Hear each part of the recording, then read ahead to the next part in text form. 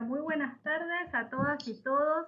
Bienvenidas y bienvenidos a nuestro ciclo de conferencias de la Comunidad de Prácticas de Educación Sexual Integral. Esta es nuestra primera conferencia del 2020 y bueno, como estamos en este contexto tan especial, hemos tratado de seleccionar temas vinculados a la educación sexual integral que pensamos que son relevantes en este contexto, cuyas problemáticas se han potenciado, como las violencias, por eso la conferencia de hoy, y que nos requieren pensar en nuevas estrategias, requieren pensar un poquito cómo abordarlos. Como saben, en esta comunidad siempre tratamos de buscar eso, los temas que nos sirvan para nuestras prácticas. La comunidad está pensada como este espacio que nos facilita a profesionales de 18 países de la región que participan y a toda la gente, digamos, que quiera participar, porque las conferencias son abiertas y gratuitas a pensar en cómo mejoramos nuestras prácticas. Así que le voy a pasar la palabra a Diego para que presente a nuestra conferencista de hoy. Gracias, Diego.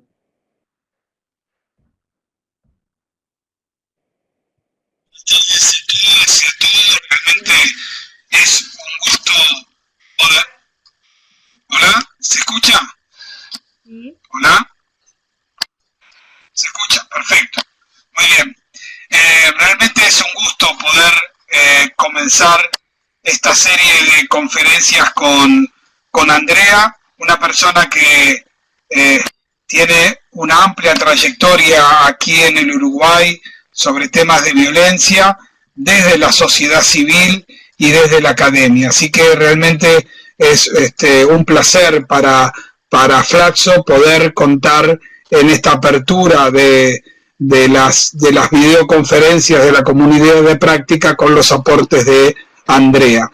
Andrea es licenciada en Trabajo Social por la Universidad de la República de Uruguay, es magíster en Políticas Públicas de Igualdad de Género por la Facultad Latinoamericana de Ciencias Sociales de Flaxo, es directora de la Asociación Civil El Paso, una ONG que también tiene una amplísima trayectoria, no solo en Montevideo, la capital de Uruguay, sino en todo el país, y es la coordinadora académica del Diploma Superior sobre Violencia Basada en Género de Flaxo, Uruguay.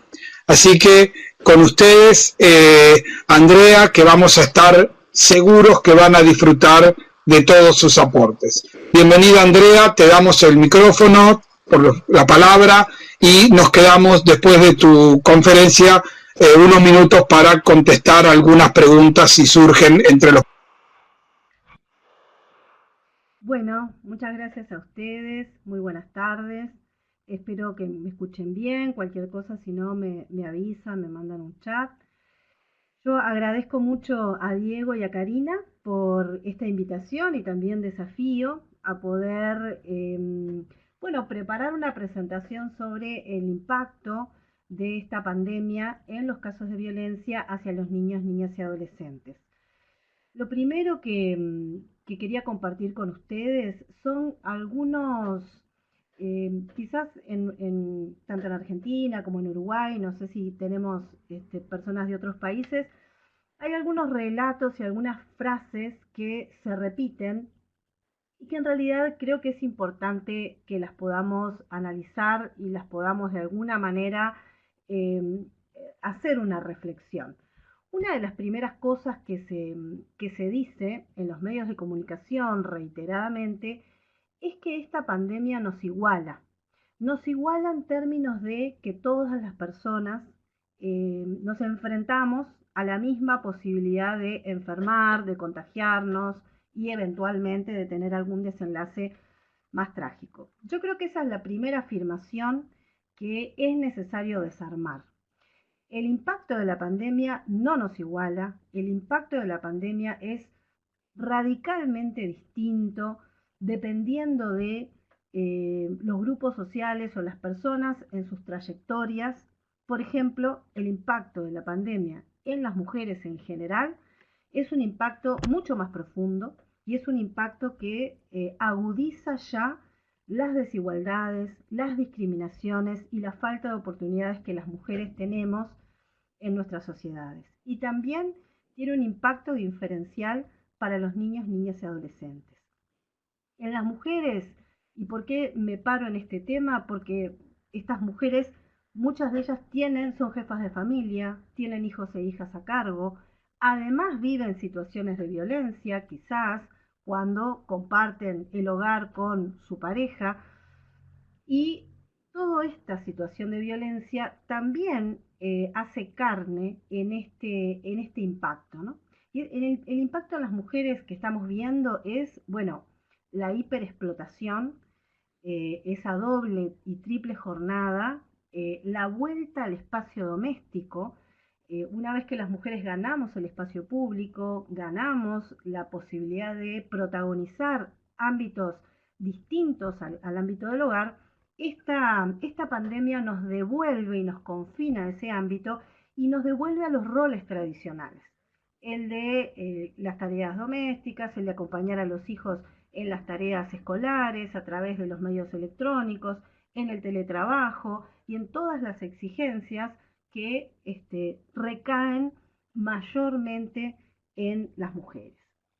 Otra de las cosas donde también el impacto es distinto es en la pérdida de la autonomía económica de algunas mujeres que tenían resuelta parte de su economía con algunos trabajos informales y que hoy no están protegidas por las leyes sociales. En el Uruguay es el caso de las trabajadoras sexuales, por ejemplo, el caso de las trabajadoras domésticas, el caso de las mujeres que realizan trabajos por la cuenta. Son todas mujeres que han perdido parte de su autonomía económica y se refuerza el sometimiento y la dominación dentro de sus hogares.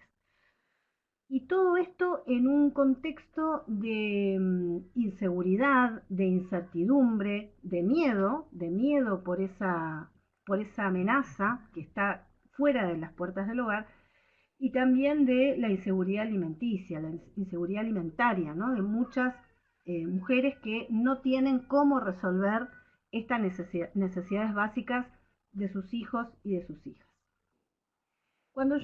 Me parece importante hacer como esta contextualización porque cuando hablamos de violencia hacia los niños, niñas y adolescentes, también es importante que podamos mirar cómo la violencia hacia los niños, niñas y adolescentes se intersecta con otros sistemas de opresión en donde también les afecta a ellos como parte de esa familia, ¿no? Yo nombro la ponencia de hoy como la paradoja del confinamiento en los casos de violencia hacia la niñez. Y este título, en principio, tiene que ver justamente con que el aislamiento es una de las estrategias más extendidas que utilizan los agresores, las personas que ejercen violencia, para mantener el control y el dominio de la situación. Entonces nosotros como humanidad podríamos decir que nos enfrentamos a una amenaza externa y nuestra casa sería el lugar más seguro. Sin embargo, para las mujeres y para los niños, niñas y adolescentes, nuestra casa es el lugar más inseguro porque tenemos más riesgo y más chance de vivir situaciones de violencia, de recibir vulneraciones de derechos, tanto a nivel de lo que es la violencia física, psicológica, como también llegar a resultados letales. Entonces ahí se produce una paradoja, en donde lo que nos permite protegernos de una inseguridad eh, no nos permite y de alguna manera nos enfrenta a agudizar situaciones que nos ponen en riesgo por otra parte. Yo quiero comenzar hablando un poco sobre cómo entender la violencia hacia los niños, niñas y adolescentes. Es muy importante cuando conversamos, cuando reflexionamos, cuando trabajamos sobre un tema, poder tener un posicionamiento. Y en este tema hay distintos posicionamientos, pero hay algunas convenciones internacionales que también nos guían y nos orientan en cómo pensar esta problemática. Lo primero es que Las situaciones de violencia son situaciones que vulneran los derechos humanos, que no son problemas de una familia en particular, sino que es un problema estructural. Cuando nosotros hablamos de la violencia que sufren los niños, niñas y adolescentes, tenemos que entenderla como una relación de sometimiento, de dominación que los adultos establecemos frente a los niños, niñas y adolescentes.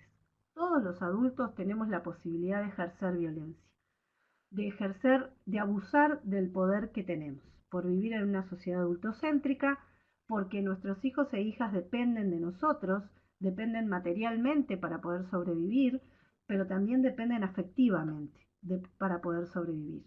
Por lo tanto, nosotros, adultos y adultas, estamos en una posición de poder y la posibilidad de abusar de ese poder es lo que va a marcar la producción de las situaciones de violencia hacia los niños, niñas y adolescentes. Este me parece que es como uno de los primeros aspectos centrales para poder pararnos y mirar este problema. No se trata de un desborde de la familia, no se trata de una práctica que, bueno, esa mamá o ese papá se sintió muy presionado, tiene muchos problemas y entonces llegó a su hogar y se desbordó o se descontroló. En realidad, muy por el contrario, la violencia hacia los niños, niñas y adolescentes es un mecanismo de control, es una estrategia que se utiliza para controlar y para someter a los niños, niñas y adolescentes. Porque esa persona adulta que se desborda o que se descontrola y muchas veces los otros adultos terminamos justificando, bueno, lo que pasa que este señor o esta señora está viviendo una situación muy crítica, muy estresante, entonces, o este niño que quizá, bueno, generó una situación compleja, o es un niño que tiene muchas dificultades, de alguna manera vamos hacia una lógica de justificación. Y en realidad, lo que nosotros decimos es que si esa persona se da el permiso de desbordarse y de violentar a sus hijos e hijas, es porque existe una estructura y una atmósfera, como dice ese gato, social, un clima social, que de alguna manera permite y legitima que estas prácticas se sigan reproduciendo. Por supuesto que son prácticas que tienen distintos niveles de riesgo. Esto también es importante, ¿no? Distintos niveles de riesgo. No todas las personas ejercen formas de violencia que colocan a los niños, niñas y adolescentes en situaciones de alto riesgo. Pero sí, podemos decir que la gran mayoría de los adultos y adultas venimos de una formación que se nos habilita o se nos justifica o se nos perdona de alguna manera el ejercer alguna práctica violenta. Y ejercer una práctica violenta no es más ni menos que considerar a los niños, niñas y adolescentes como nuestra propiedad, considerarlos como objetos, sino como sujetos de derechos, y no lograr un relacionamiento horizontal desde la protección y desde el cuidado, pero un relacionamiento en igualdad en términos de persona a persona.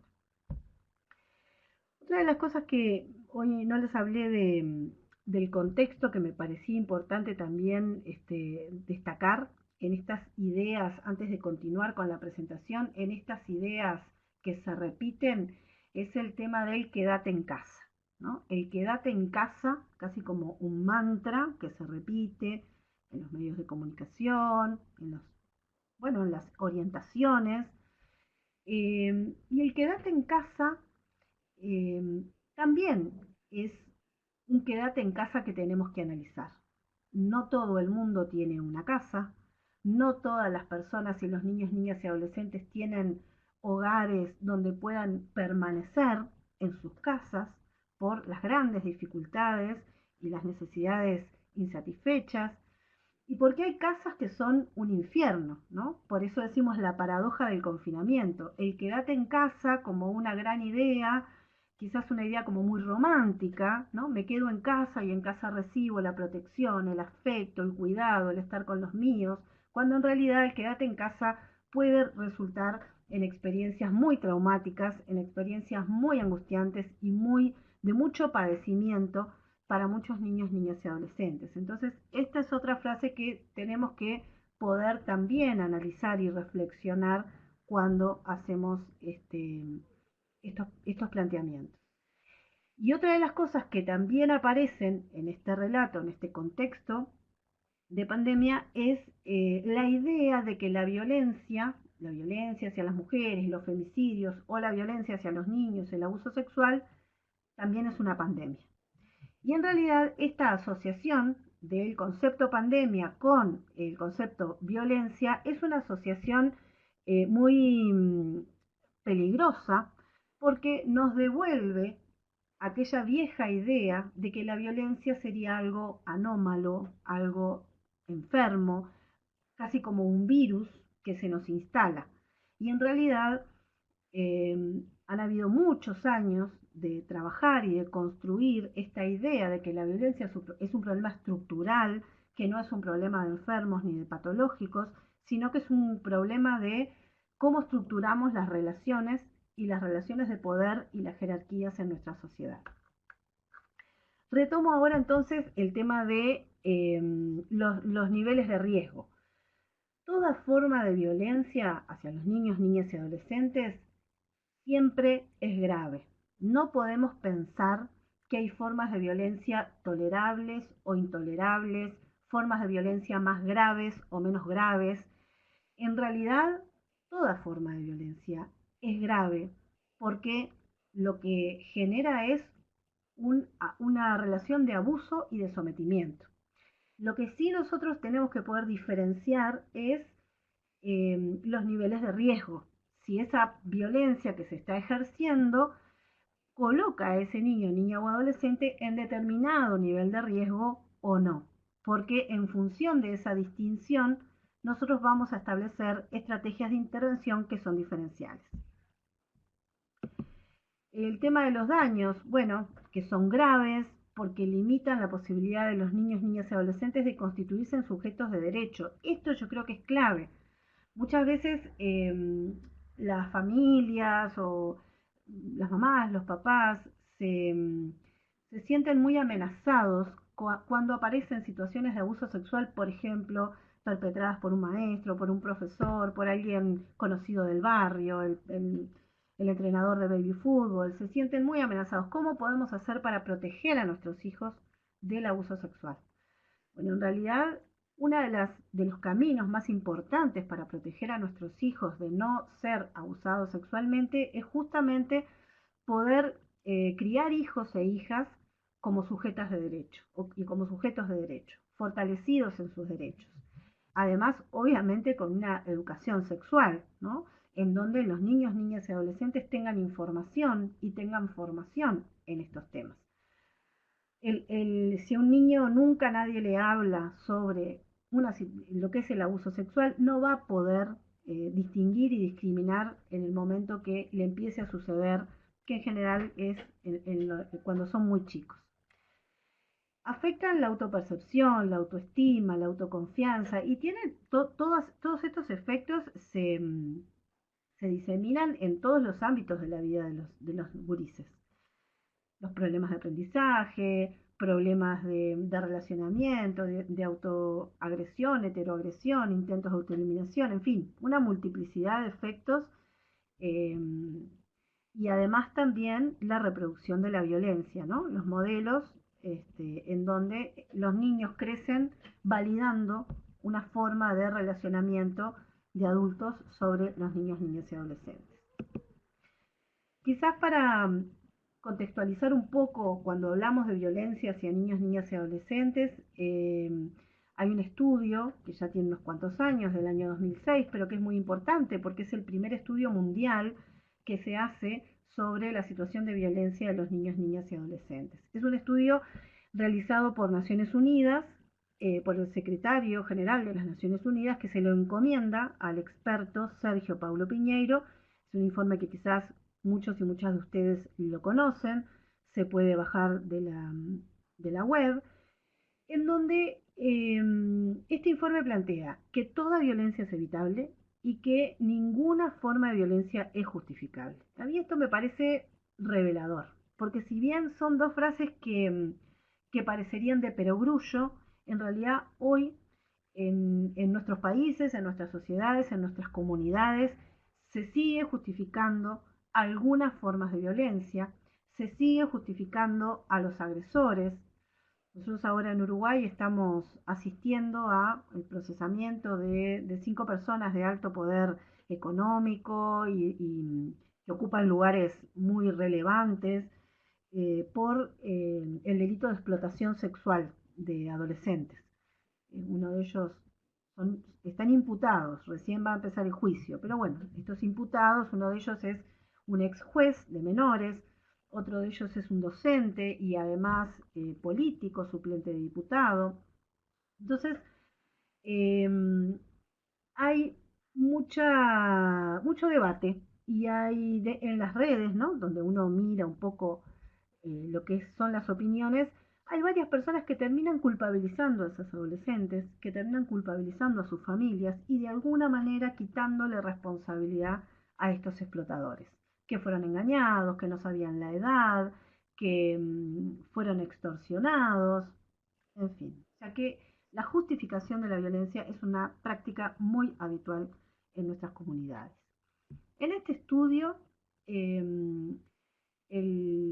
se plantean 4 entornos donde ocurre la violencia. Nosotros hoy vamos a mirar más la violencia en el hogar y la violencia sexual y cómo esta pandemia impacta en eso.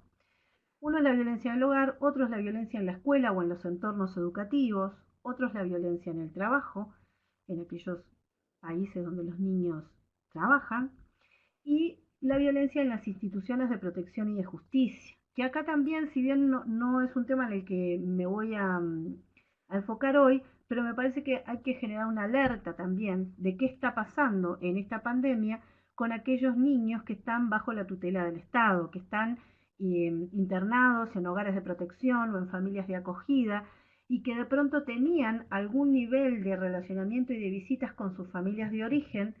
¿Qué está pasando hoy con esta pandemia? En Uruguay sabemos que han habido dificultades y obstáculos para que los papás y las mamás pudieran continuar con las visitas y continuar con el relacionamiento con sus hijos e hijas.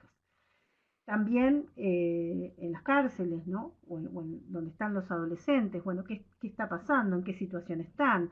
¿Cómo se garantiza la salud frente a esta pandemia? Bueno, son todos temas para importantes de poder visualizar. Perdón que me fui para...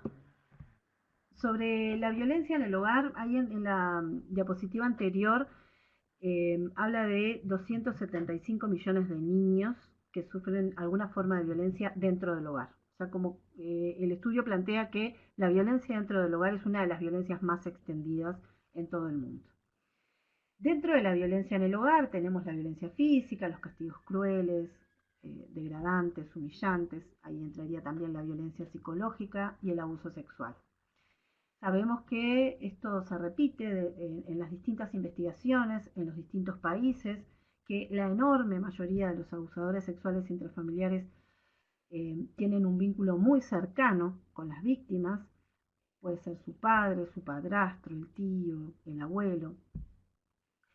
Que la violencia emocional es una violencia muy extendida, pero muy invisibilizada, y que muchas veces los niños no logran identificar que están sufriendo una situación de violencia psicológica, porque es una violencia de la que no se habla.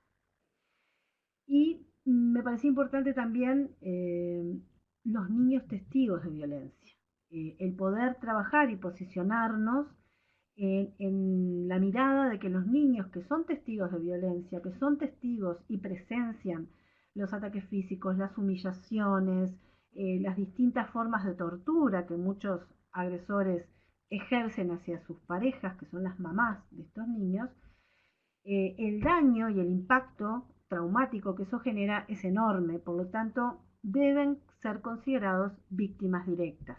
No podemos pensar que tenemos a una señora que viene a presentar una denuncia o a pedir ayuda, sin tener en cuenta a los hijos e hijas como parte de esa estrategia, tanto sea a nivel del sistema de justicia como de los sistemas de protección. Y esto también me parece muy importante porque muchas veces se generan intervenciones donde no se ve este panorama en esa globalidad y de alguna forma muchas veces se permite que esos niños sigan teniendo visitas y contactos con los agresores sin considerar que ellos son víctimas directas de esta situación y que deben ser protegidos, por lo menos hasta que se logre un diagnóstico y un proceso de intervención con el agresor que nos garantice que esos niños van a estar seguros. Otra de las características que hacen a las situaciones de violencia en el hogar es que son situaciones de violencia propiciadas y generadas por personas que tienen un vínculo afectivo, son referentes afectivos. La dependencia emocional, el afecto, las necesidades de cuidado, son sentimientos que se entremezclan, a su vez con el miedo, con la vergüenza, con el dolor, con el repudio, el rechazo y la culpa, y eso va generando situaciones de gran ambivalencia en los niños, niñas y adolescentes que ahora vamos a ver cómo eso impacta en las barreras para pedir ayuda y cómo hoy, en este contexto de pandemia, esas barreras se agudizan mucho más. Y la retractación tiene que ver con cuando los niños, niñas y adolescentes hablan sobre una situación de violencia, piden ayuda y ven que la respuesta de la afuera no es una respuesta, o es una respuesta que les sobrepasa, es una respuesta que da vuelta a su mundo. Muchas veces sucede que esos niños son sacados de su casa, son llevados internados, los ven muchísimos técnicos, profesionales, preguntas, exámenes, policía, juez. Otras veces son niños que se los saca del entorno y se los lleva con familias de acogida o a hogares de protección. Otras veces se generan unas crisis familiares que las familias se pelean entre sí. Entonces los niños ven el desastre que es eso e inmediatamente se retractan, ¿no? La retractación es confirmatoria de las situaciones de abuso y de violencia. Y acá una cosa, bueno, ahora cuando hablemos de las barreras vamos a hablar un poquito más sobre el punto de creer en la palabra de los niños. Sobre la violencia sexual me parecía importante traer una enorme preocupación por las situaciones de las parejas abusivas. Ahí estamos hablando de niños ya más hacia el adolescente o niñas ya hacia la etapa adolescente, en donde es una práctica, al menos en Uruguay, no sé en el resto de los países, una práctica muy extendida, sobre todo en adolescentes y niñas, también 11, 12 años, provenientes de contextos de mucha desigualdad. Es una práctica muy extendida que varones adultos que les doblan o triplican la edad establezcan relaciones de parejas con ellas. Y muchas veces estas relaciones de pareja dan lugar a embarazos forzados y maternidades forzadas. ¿Y por qué hablamos de parejas abusivas y por qué hablamos de maternidades forzadas y embarazos forzados? Porque cuando existe una relación de asimetría de poder entre un adulto y un niño, niña o adolescente, no podemos garantizar que ahí exista una relación en igualdad de condiciones, una relación donde podamos pensar que es consensuada. En Uruguay nuestra legislación marca 10 años de diferencia, ¿no? Entre una persona menor de edad, para Uruguay entre los 12 y los 15, si hay más de 10 años de diferencia de edad entre la adolescente y esa persona adulta, se considera abuso sexual. Sé que hay otros países que esa diferencia de edad es más corta, hay países que hablan de 5 años o de 3 años, pero en definitiva lo que a nosotros nos tiene que guiar, porque quizás en otros países no haya una legislación muy clara, lo que a nosotros nos tiene que guiar es que frente a una diferencia de edad mayor de 10 años, esto hay varios autores que lo plantean, incluso UNICEF plantea menos de 10. Cuando hay una diferencia de más de 10 años entre una persona menor de edad, niña, niño, adolescente, y el adulto, no se puede garantizar que ahí exista consentimiento, una relación consensuada, y tenemos que catalogar y clasificar ese vínculo como un vínculo abusivo, como un vínculo de sometimiento, como violencia sexual. Por lo tanto, todo lo que, toda consecuencia de ese vínculo es daño, ¿no? El embarazo es producto de un vínculo abusivo y por lo tanto es un embarazo forzado que produce daño. Lo mismo esa maternidad. En algunos casos en donde se ha logrado detectar a tiempo, porque este es otro problema, ¿no? Detectar a tiempo embarazos en niñas de 10, 11, 12, 13 años, hemos logrado, gracias a un trabajo muy fuerte del equipo de salud, pero también muchas veces de las maestras, de los maestros que están con esos niños diariamente, se ha logrado detectar a tiempo. Bueno, y aquí en Uruguay nosotros tenemos una legislación que permite la interrupción voluntaria del embarazo y se ha logrado generar esas interrupciones. Hoy, en esta pandemia, esa es otra gran amenaza, ¿no? Los niños, los adolescentes que estén en parejas abusivas o que estén en vínculos abusivos con familiares, eh, si esas niñas quedan embarazadas, va a ser mucho más difícil que nosotros logremos una detección a tiempo para poder generar alguna alternativa. Y en esto de la simetría, ¿no? Explicando un poco más, esa simetría la vemos en una simetría desde la maduración, el desarrollo, las habilidades, la experiencia de vida, y muchas veces también lo vemos en el abuso que hacen estos varones para captarlas de las condiciones de vulnerabilidad. Porque en general estas parejas se ven, por lo menos en su amplia mayoría, en contextos de mucha desigualdad. Entonces, estos agresores, estos abusadores, se aprovechan de la desprotección, de las necesidades afectivas, a veces se aprovechan de que son niñas o adolescentes que salen de sus hogares escapando de situaciones de violencia o escapando de situaciones de abuso sexual intrafamiliar. A veces son niñas o adolescentes que ya tienen grados de adicciones, que también esa es otra forma que tienen estos abusadores de captarlas para estas parejas abusivas. Matrimonios serviles o matrimonios forzados también son otras formas de nominarlo. Acá me parecía como interesante remarcar esto, ¿no? Porque hay mucha gente que sigue pensando, bueno, pero ellas quieren, en realidad ella dice que es el novio, que se quiere casar, ¿cómo trabajo esto? Bueno, el tema de esta cita me parece que es clara, ¿no? La violencia no se sustenta en si hubo consentimiento o si no hubo. O sea, es un tema que queda por fuera. Lo que nosotros tenemos que mirar es la vulneración de derechos, ¿no? Que ocurre cuando se impone, ahí habla de intrusión, ¿no? Se impone la sexualidad adulta en la vida de una persona en etapa de crecimiento, donde hay una inequidad de poder en esa enorme diferencia de edad.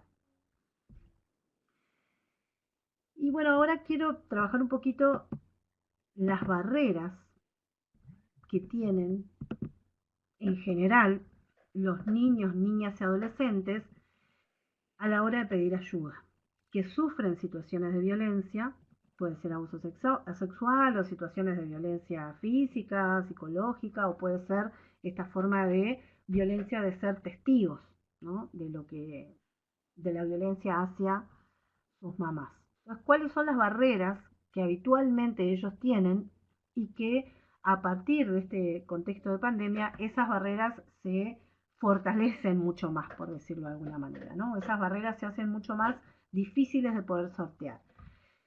El aislamiento, el control y las amenazas, lo decíamos al principio, ¿no? Los agresores, las personas que ejercen violencia, lo primero que van a hacer es aislar a las víctimas para mantener el control, para que lo que sucede allí adentro no salga. Y también se van ejerciendo algunas amenazas. El quédate en casa y la cuarentena obligatoria en algunos países, en Uruguay no, pero también hay un llamado, ¿no?, a las personas a quedarnos en casa, profundiza ese aislamiento y genera un clima de control absoluto, ¿no?, en donde bueno, es muy difícil hacer cualquier clase de movimiento. El nadie me va a creer, esa es otra de las grandes barreras que los chiquilines tienen que sortear para pedir ayuda, para contarle a alguien lo que le pasa.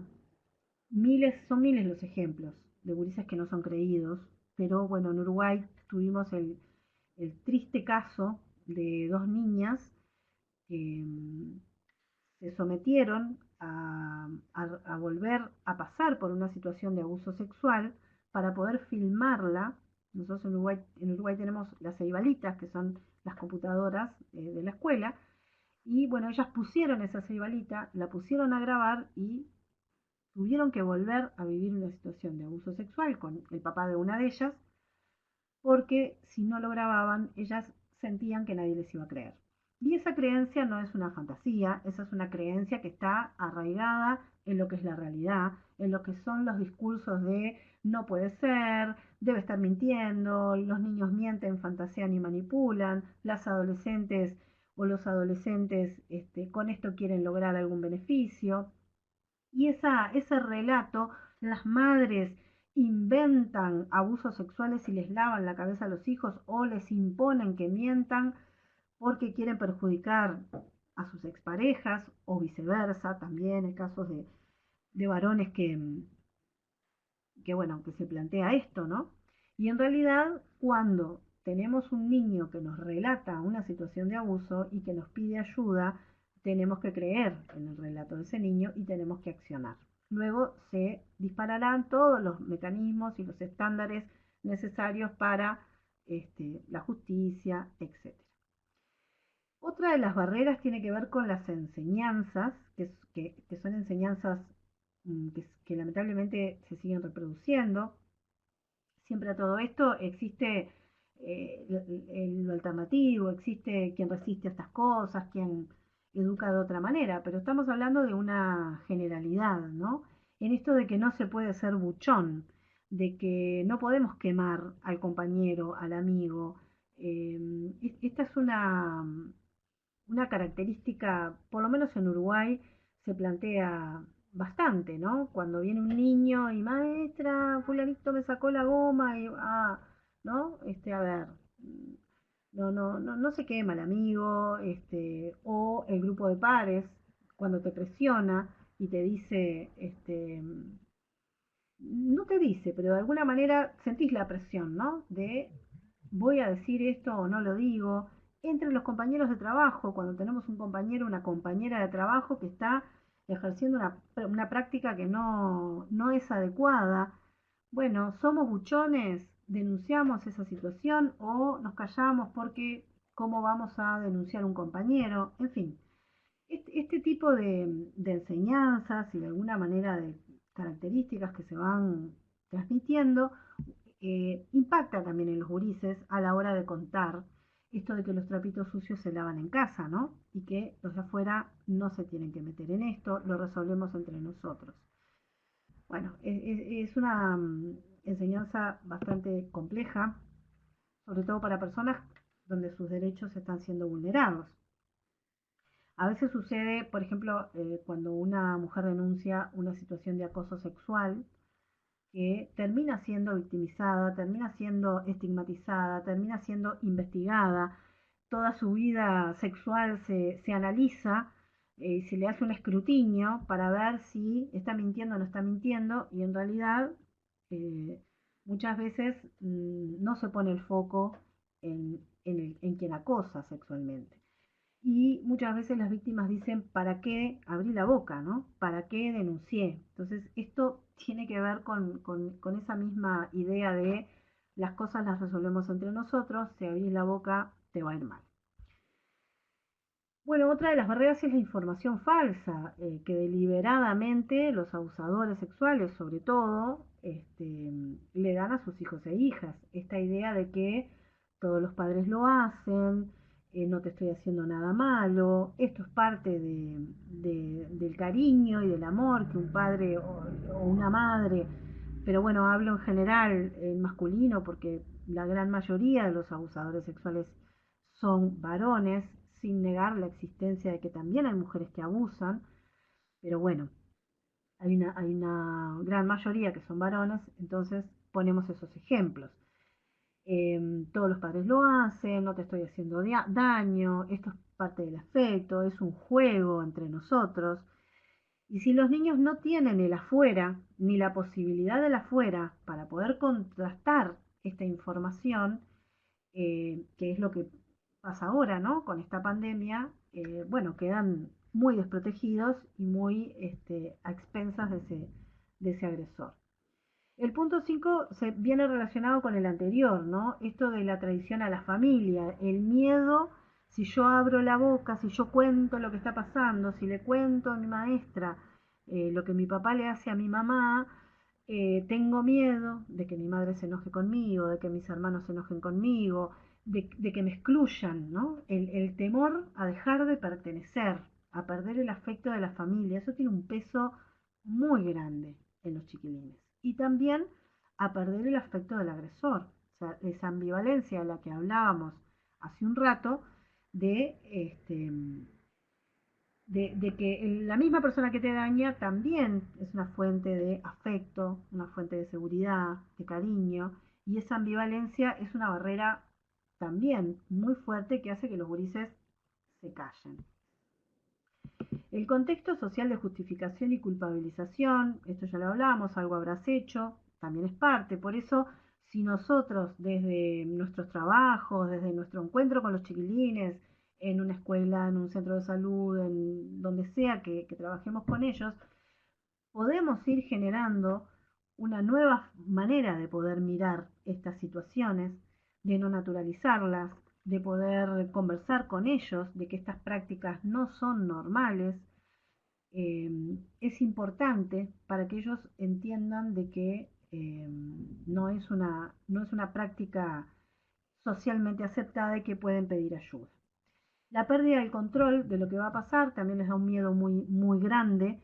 Si yo denuncio qué va a pasar, y la verdad es que muchas veces les pasa una planadora por arriba, ¿no? Porque, bueno, denuncia, se activa el protocolo, que se hace con todo la intencionalidad de protegerlo, pero para ese niño es muy fuerte que de pronto del club de niños donde estaba termina en la puerta de emergencia, examinado por médicos, con muchas preguntas, después yendo a declarar, en fin, ¿no? La familia que se pelea, bueno, a veces tienen que ir a hogares de protección, entonces, claro, los gurises tienen mucho miedo a lo que puede pasar y también tienen mucho miedo de la seguridad. ¿Qué le va a pasar a mi mamá si yo cuento esto? Capaz que mi papá se enoja y le hace algo. A veces tienen miedo hasta de que los agresores nos puedan dañar a nosotros, ¿no? A las personas que los acompañamos y los atendemos. O sea, la idea de la omnipotencia del agresor en la cabeza de los niños es muy grande, ¿no? La vergüenza de hablar de estos temas, eh, sobre todo cuando hablamos de abusos sexuales, pero también la violencia de contar que mi papá me dice que soy un inútil o mi mamá me pega con el cinto, eh, también es una barrera muy importante porque, bueno, los hace sentir que hay algo mal en ellos y en ellas, algo mal que ellos están haciendo y por eso están recibiendo estos castigos, ¿no? Y bueno, la soledad, la incomprensión y la impotencia es otra de las barreras que ahora con el confinamiento aumenta mucho más porque, bueno, ya los gurises no tienen la posibilidad de interactuar con aquellos adultos que son significativos, que les generan afecto, confianza y que están fuera de este contexto de violencia. Y bueno, en este recorrido medio sintético de lo que es la violencia hacia los niños, niñas y adolescentes y algunos aspectos claves, me parecía importante hablar de, bueno, el impacto de la pandemia. El confinamiento consolida, ¿no? El aislamiento y este control total que tienen los agresores. Y en este control total también hay una cuestión de un estado de alerta permanente y continuo de qué es lo que va a pasar, cuándo se va a desbordar. No es que la violencia aumenta con la pandemia, sino que lo que aumenta con el confinamiento, ¿no? Sino que lo que aumenta son el riesgo de que se den las escaladas de violencia o las explosiones de violencia. La violencia permanece, porque la violencia es esa estructura de relacionamiento de jerarquía, sometimiento y abuso de poder.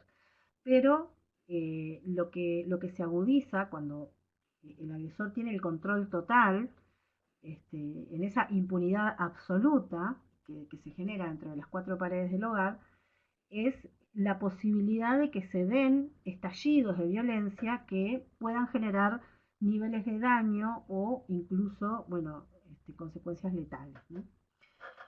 Eh, como decíamos al principio, la pérdida de autonomía económica genera mayor dependencia y sometimiento también de muchas mujeres hacia sus parejas agresoras, y eso hace que esas mujeres queden en niveles de indefensión y en niveles de gran fragilidad, que no puedan proteger a sus hijos e hijas. Porque, bueno, algunas mujeres logran establecer algunos niveles de protección frente a la agresión, muchas veces de ese papá.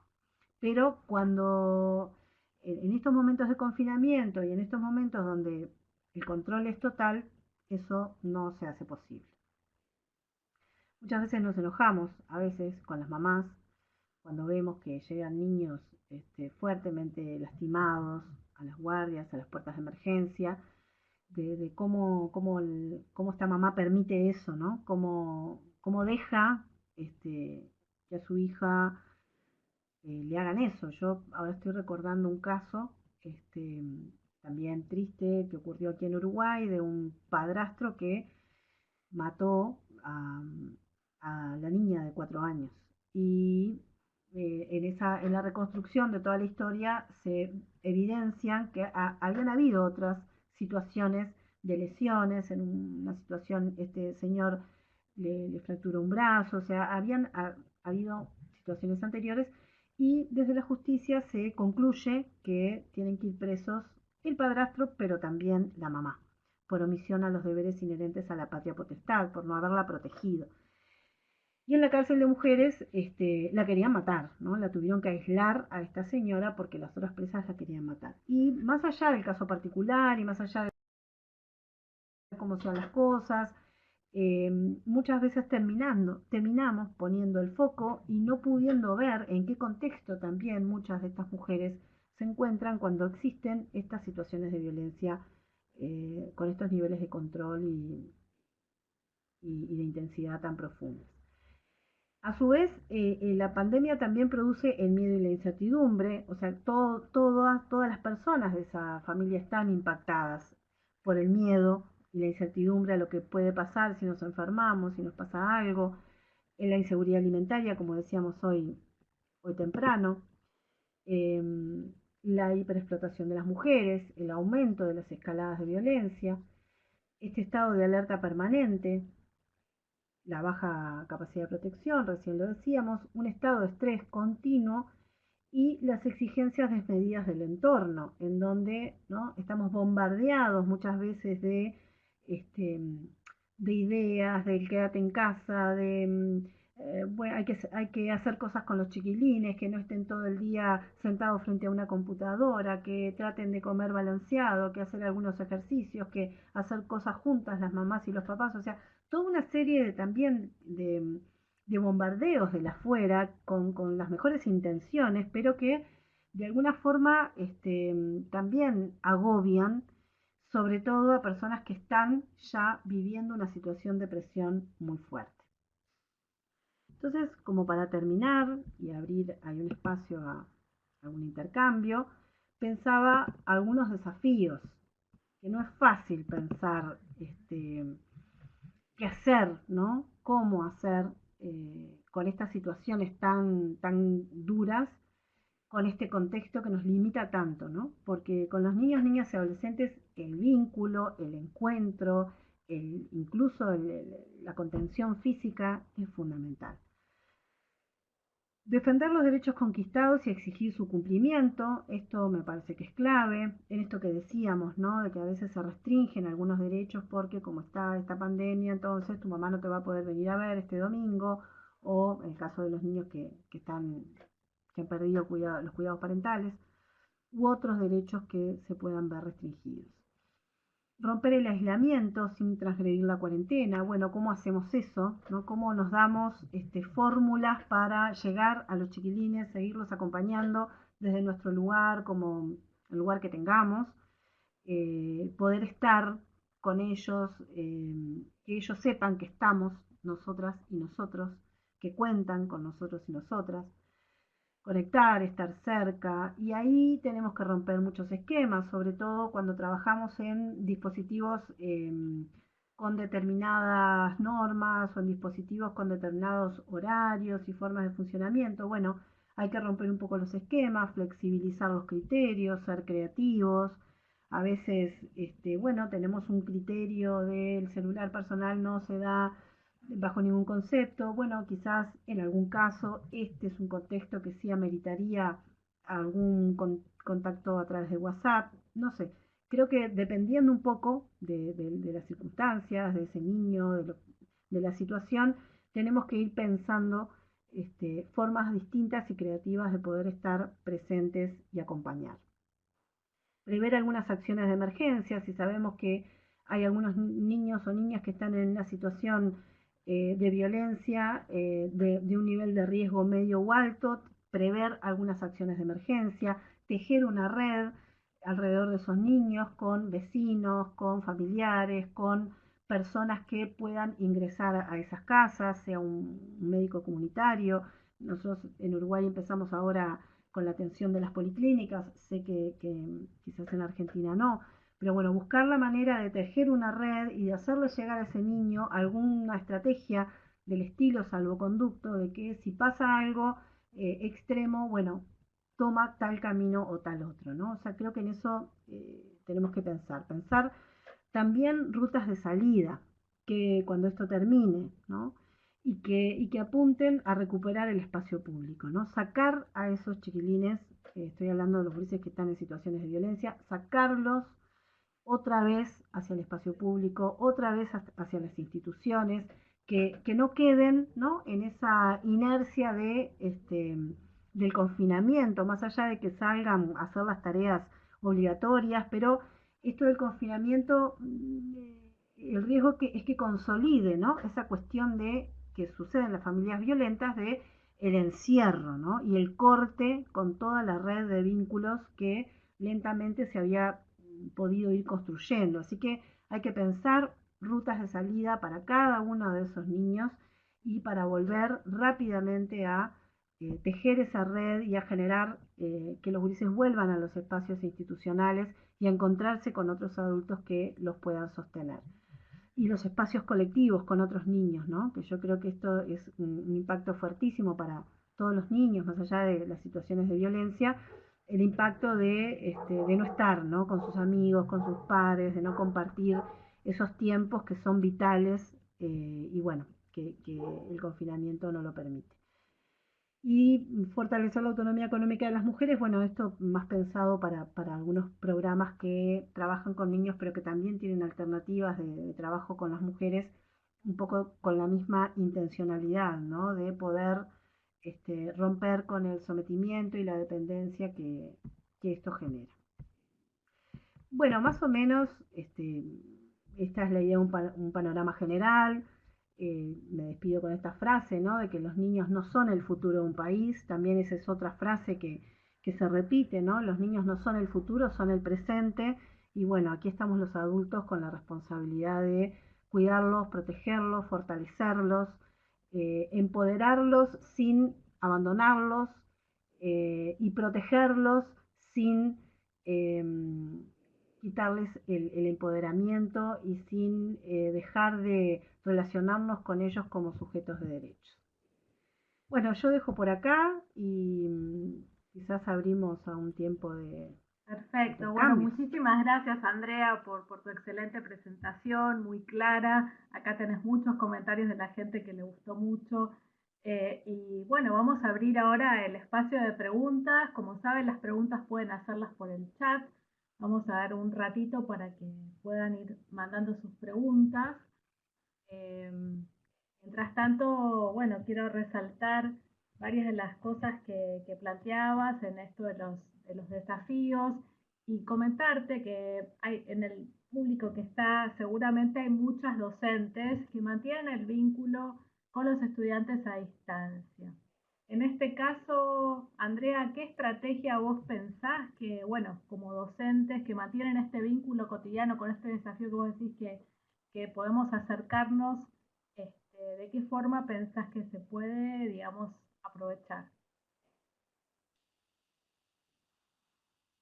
Bueno, yo creo que ahí también los docentes conocerán, ¿no? Las situaciones de sus alumnos y alumnas, pero yo creo que colocar el tema, como Ujú. contenido de clase, me parece que puede ser una estrategia buena para que, porque nunca sabemos si los chiquines están controlados, ¿no? Haciendo la videollamada no sabemos quién está del otro lado.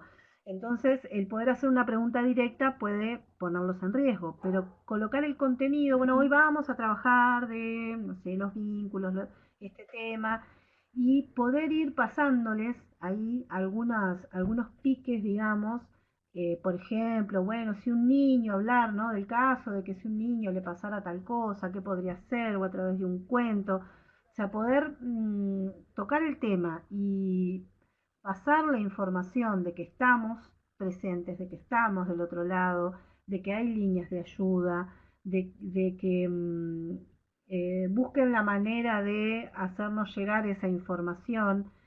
Me parece que ahí hay que ser creativo, ¿no? Con algún contenido, no sé, por eso decía yo que es una película, un cuento, un algo que les pueda ir transmitiendo a los niños estas cosas, pero que si hay un agresor en la vuelta, bueno, no lo viva como que estamos de alguna forma, ¿por qué, no? ¿Por qué le estamos diciendo eso a este niño? Y entonces termina siendo una cosa peor, ¿no? Que termine en una represalia contra ese niño o que directamente corten la posibilidad de comunicación.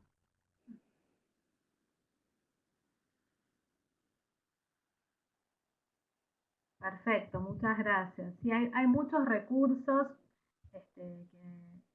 pensados para la prevención del abuso en el ámbito educativo. Eh, por lo menos en Argentina hay varias cosas, creo que en Uruguay también, de cuentos, de películas, bueno, así que es interesante. Nosotros en la comunidad de prácticas estamos circulando recursos y podemos pensar también en poner de forma abierta algunos recursos junto con las conferencias que puedan utilizar. A ver, acá hay una pregunta de Clara Stigma que dice, ¿cómo se trabaja cuando la violencia está naturalizada en la crianza?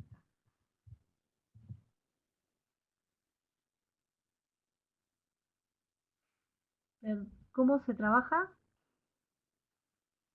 Sí, no te entendí. ¿Cómo se trabaja? Andrea. Cuando la violencia está naturalizada. Cuando la violencia está naturalizada en la Bueno, crianza, dice yo Clara creo que Stigman, ahí, te pregunta eso. cuando la ¿Cómo se violencia está trabaja ahí? O naturalizada, cuando la violencia bueno, está ahí naturalizada. hay diferentes caminos y eso se evalúa, ahí sí hay que hacer una valoración de riesgo, ¿no? Lo que uno siempre intenta es poder trabajar con esas familias para que puedan transformar esos patrones de conducta, transformar esos modelos que traen naturalizados. Y para eso hay que hacer un trabajo de contención y de reconocimiento, ¿no? Como que ambas cosas a la par. Cuando uno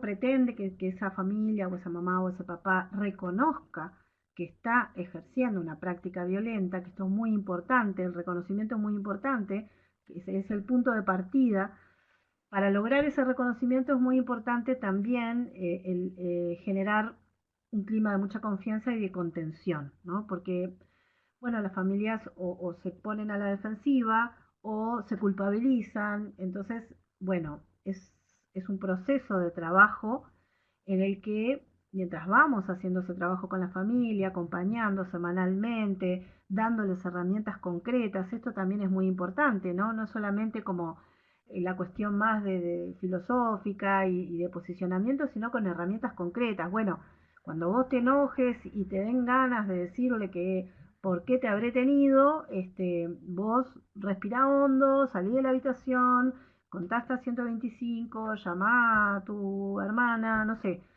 como estrategias concretas para ir logrando que estas personas que agreden puedan ir bajando los niveles. Todo eso uno lo puede hacer siempre que esté asegurada o garantizada la seguridad de ese niño o esa niña. Entonces ahí tenemos que mirar los niveles de riesgo. Si los niveles de riesgo son altos, no podemos pensar en hacer este trabajo a proceso. Si los niveles de riesgo son medios y bajos, podemos apostar a ir caminando en un proceso que va a tener sus marchas y contramarchas y en el que, bueno, ahí tiene que haber una evaluación muy cercana de los equipos que trabajan con el niño y de los equipos que trabajan con esa mamá y ese papá. Lo que a mí me parece muy importante cuando trabajamos en esto es, ahí sí, que los técnicos profesionales estén fuertemente capacitados desde una perspectiva de género, de derechos humanos, de saber que la violencia no se puede mediar, que no podemos pensar en generar instancias de intercambio familiar en donde le digamos al niño, bueno, vos no tenés que hacer enojar a mamá cuando llega de la guardia porque mamá viene muy preocupada y entonces, o sea, ese tipo de intervenciones de mediación no son, están absolutamente, bueno, no me sale la palabra, eh, no se pueden hacer y realmente generan mucho daño. Entonces el trabajo es con la persona que ejerce violencia o a veces la pareja, cuando son los dos. Hay que ver también muy bien que allí no haya una relación de desequilibrio de poder. Si vamos a trabajar con ambos padres, tenemos que tener claridad que en esa pareja no hay violencia, ¿no? Y que entonces sí podemos trabajar juntos, si no, no, tenemos que generar espacios diferenciales.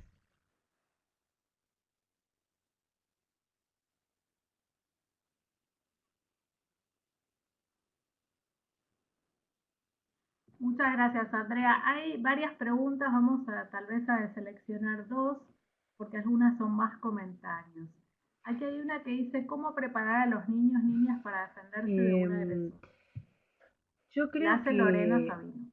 la información y el fortalecimiento como sujetos de derechos son para mí las dos claves en esto. Posibilidad de que nos agredan y posibilidad de que nos abusen, todas las personas tenemos lamentablemente esa posibilidad, porque vivimos en una sociedad que tiene esa estructura, ¿no? Esa estructura patriarcal.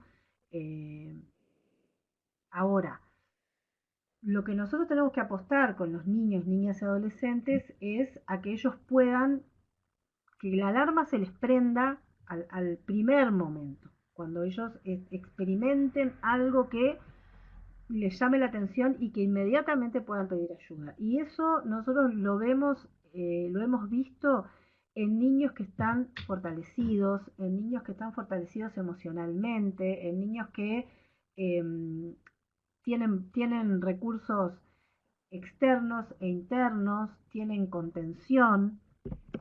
Eh, entonces, me parece que la clave es esa. En general, cuando uno ve los niños que sufren situaciones de abuso sexual más crónicas o que no pidieron ayuda en los primeros momentos, son niños con una enorme desprotección, niños que han sido criados con mucho sometimiento o que no se les ha hablado jamás, no han recibido educación sexual, no han recibido formación en estos temas. Entonces, para mí, la información, la educación sexual y el fortalecimiento de esos niños como sujetos de derechos, que su palabra vale, que se los escucha, que se los respeta, que hay gente que está para protegerlos, que hay adultos de confianza a su alrededor dispuestos a darle una mano cuando la cosa se le complique. Eso para mí es como la clave más importante, porque abusadores sexuales hay en todos lados. No podemos andar por la vida mirando a ver si esta persona va a abusar o no, ¿no? Entonces es por otro lado lo que tenemos que trabajar con los gurises.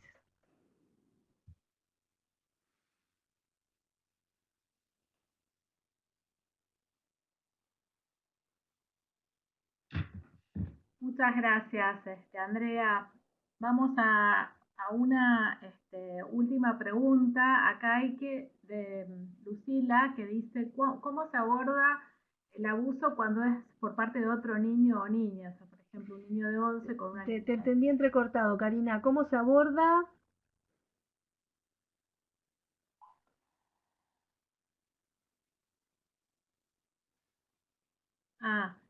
¿Cómo se aborda el abuso cuando cuando es por parte de otro niño Bueno, o niña? ahí, ¿No? Por ejemplo, un niño de 11 con ahí una niña de 6. se aborda La hace Lucila, terapéuticamente, ¿no? Se trabaja con abordaje psicológico con ambos niños. En un niño por ejemplo, ¿no? Si estamos hablando de niños, lo que tenemos que hacer es un abordaje terapéutico y obviamente investigar qué pasa con este niño de 11 que tiene esta conducta abusiva. En general uno ve que hay una problemática, que también hay una vulneración de derechos de ese niño de 11 que lo lleva a esa conducta abusiva. Cuando hablamos de un adolescente de 16 años con una niña de 11, también hablamos de adolescentes con conductas abusivas, no hablamos de abusadores sexuales. Lo abordamos terapéuticamente, pero también ya trabajamos con ese adolescente, con el niño de 11 también, pero con ese adolescente, digamos, con otro peso, el reconocimiento del daño que ha generado, la reparación de ese daño de alguna manera, y bueno, lo que sucede en muchos países es que se denuncian, ¿no? Yo en lo personal no oriento a que se denuncie, bueno, salvo que esto sea una cuestión reiterada, pero me parece que no es la denuncia el camino, ni que los gurises vayan presos, sino que lo que hay que hacer ahí es trabajar con esos chiquilines desde el abordaje psicológico, viendo, bueno, dónde está, ¿no? Cómo es que se produce esa conducta y cómo llega ese adolescente a abusar de otro. Pero bueno, tenemos leyes y sucede que muchas veces las familias hacen las denuncias. Nosotros lo que recomendamos en general a los jueces, no siempre atienden nuestras recomendaciones, es que si lo van a procesar, que sea sin prisión. Obviamente, si son hermanos, no vamos a generar la convivencia, vamos a generar que la convivencia sea en otro lado, porque ese distanciamiento lo necesitamos. Ese reconocimiento de que ahí hubo un daño es importante, pero intentamos recomendar que no sea la cárcel el tratamiento, sino el abordaje terapéutico.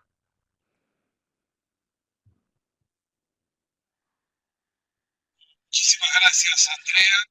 Realmente fue un placer escucharte. Gracias, me parece que colmaste las expectativas de todos de las aproximadamente 60, 70 personas que estuvieron a lo largo de la conferencia escuchándote. Quedaron muchas preguntas aquí en el chat que, bueno, te las trataremos de hacer llegar para en alguna medida aquellos compañeros que están conectados en la comunidad de prácticas poderlas responder. Con esto vamos cerrando. A partir del lunes esta conferencia va a estar colgada en el sitio de Flaxo, así que aquellos que tuvieron que salir por algún motivo podrán escucharla por completo en la página de Flaxo. Muchísimas gracias, Andrea. Nos seguimos viendo. Muchísimas gracias por tus aportes. Así que, bueno, vamos a seguir en contacto a través de la comunidad de prácticas y también en el diplomado del cual tú ya estás formando parte a partir de este año. Muchísimas gracias. Bueno, gracias a ustedes también por esta invitación. Para mí fue un placer compartir este momento y bueno, quedo a las órdenes para seguir trabajando. Muy bien. Buenas noches a todos. Muchas gracias, Andrea. Gracias a todas y todos. Y bueno, las conferencias también las subimos en la página abierta de Flaxo, así que también van a poder verla muchas personas que en este momento no están. Gracias y seguimos con estos desafíos. Chau, chau. Chau, chau.